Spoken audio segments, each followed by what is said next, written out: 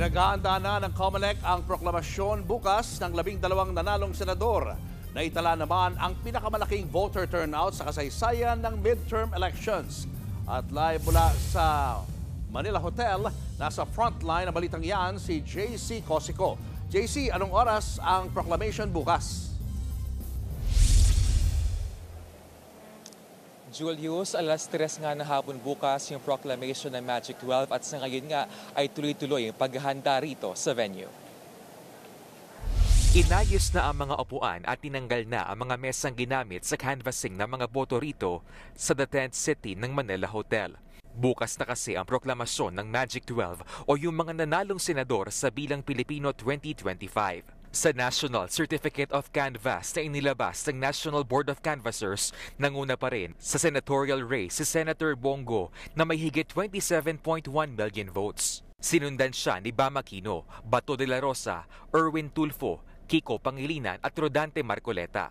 Pasok din sa top 12 sina Ping Lacson, Tito Soto, Pia Cayetano, Camille Villar, Lito Lapid at Amy Marcos. Wala naman nagbagong figures. So kung sino yung nasa ranking na yon, ay sure na po na yun ang mapoproklama ng National Board of Canvassers.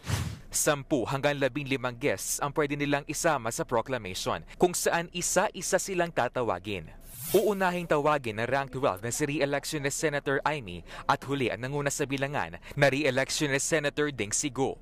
May 5 minuto rin ang bawat senator-elect para makapagsalita. Sa huli, magsasama-sama ang 12 senator-elect para sa isang group picture. Ang proklamasyon nila mangyayari matapos lang ang 3 araw na canvassing o pagbibilang ng boto na sinasabing pinakamabilis sa kasaysayan ng eleksyon sa bansa.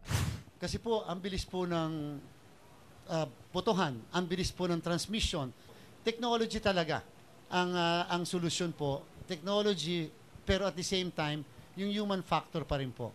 Pinakamataas din sa kasaysayan ng midterm elections ang 82.2% na voter turnout o katumbas na higit 57 milyong bumoto. Nakakagulat. Sa totoo lang, palagay ko po, yung mga issues of the day, yung challenge sa mga kabataan lagi na gusto nyo na magandang kinabukasan, kaya sila pumunta sa presinto.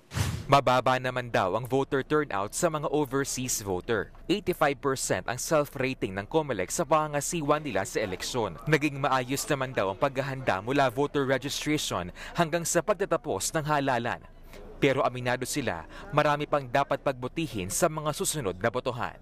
Lalo na po yung training ng ating mga electoral board members, paglugar, venue kung saan tayo nag-hold ng eleksyon, lalo-lalo na po yung technology for the mistakes, the insufficiencies, the problems seen in 2025 should never be seen again in 2028.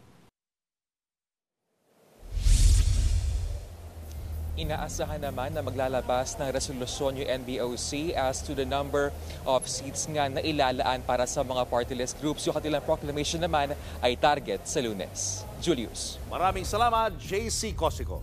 Mga kapatid, Julius Babaw po. Iba na ang may alam at may pakialam sa panahon ngayon. Para sa frontline ng mga balita, mag-follow at mag-subscribe sa social media pages ng News 5.